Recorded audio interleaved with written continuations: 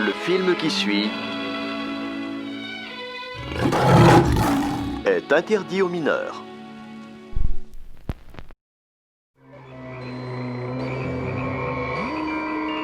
Salut, bienvenue à ta nécro, la nécro de Script Show numéro 13.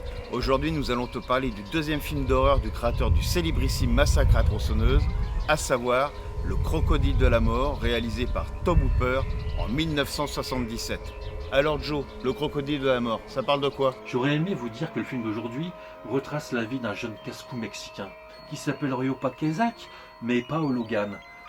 Un foufou, un jeune, souvent plâtré, souvent brisé, adepte et accro au sport extrême, aux trucs les plus dingues.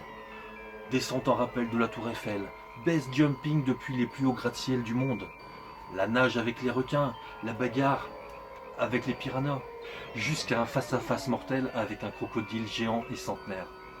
Un film qu'on aurait aimé appeler El Cocodrilo de la Muerte.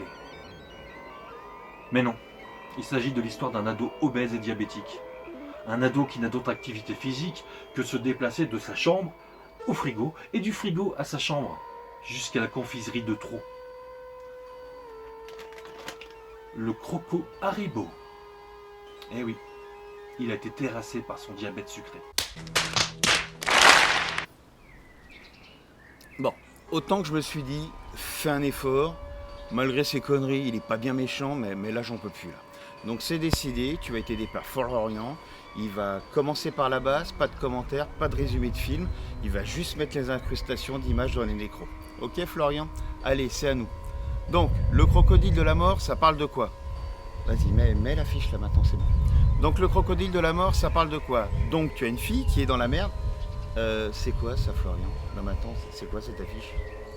Non, là, c'est la loose. Là. Attends, tu m'avais dit que ton addiction au sexe, elle était finie, mais là, le premier truc que tu me mets, c'est me coller une affiche avec une gonzesse à poil dans la gueule d'un croco, là. Non, mais ça dépasse l'entendement ou quoi, là? Déjà qu'avec Jojo, on est limite, mais là, t'as réussi à le battre en une fois. Mais une fois, c'est tout ce que t'as fait. Donc là, j'en peux plus, là, je suis au bout de ma vie. Donc tu laisses tomber, je vais me démerder tout seul.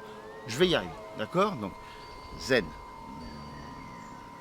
Zen. Le crocodile de la mort, ça parle de quoi? Dans le Texas des années 70, tu as une fille qui est dans la merde jusqu'au cou et qui décide d'apprendre le fabuleux métier de prostituée. Lorsque son premier client lui demande de faire des trucs un peu savants, elle refuse et se fait virer illico par la patronne du bordel. Elle trouve alors refuge d'un super hôtel où même ton kleps tu le mettrais pas pour dormir. Dans cet hôtel, le proprio est totalement allumé de la vie, c'est un raciste, obsédé et schizophrène et il a comme animal de compagnie un énorme croco qui gobe tout ce qu'on lui met sous la dent. Attention, ceci est un véritable petit chef-d'œuvre. Ce film a servi de modèle, on lui rend régulièrement hommage, que ce soit dans les petites productions ou dans les grandes. My name is Buck. Name's Buck. And I'm here to fuck. I'm raring to fuck. Voici donc le parfait exemple de ce que je t'expliquais. Connaître ces classiques, cela permet de comprendre et de voir les films récents de manière différente. Bon, c'est vrai que l'exemple est un peu con, mais c'est un bon exemple. Le film reprend une histoire vraie, celle de Joe Ball, qui tenait un bar au Texas avec comme attraction un alligator dans les années 30.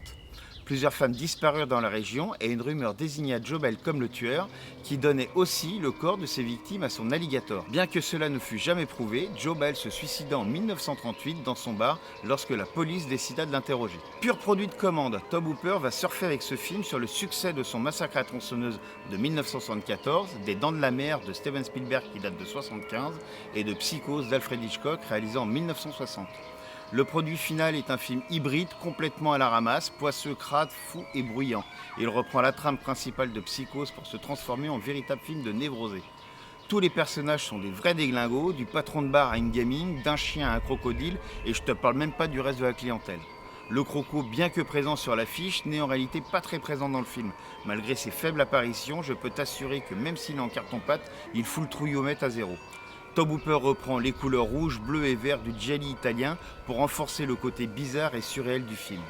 Robert Englund, notre Freddy Krueger, fait ses débuts au cinéma dans un rôle d'un obsédé sexuel dont j'ai entendu dire qu'il s'était fortement inspiré de Florian pour s'entraîner. Si tu veux voir de super films de croco, je te conseille Solitaire, réalisé en 2007 de Greg McLean, Blackwater, réalisé aussi en 2007 par David Nerlich et Crawl, réalisé en 2019 par Alexandre Aja. Malheureusement, l'année 1977 sera aussi l'année de Star Wars, qui, en étant le premier film à dépasser les 300 millions de dollars, créa l'avènement des blockbusters et aura pour effet d'enterrer les films d'exploitation dont l'un des derniers faits d'armes sera le crocodile de la mort.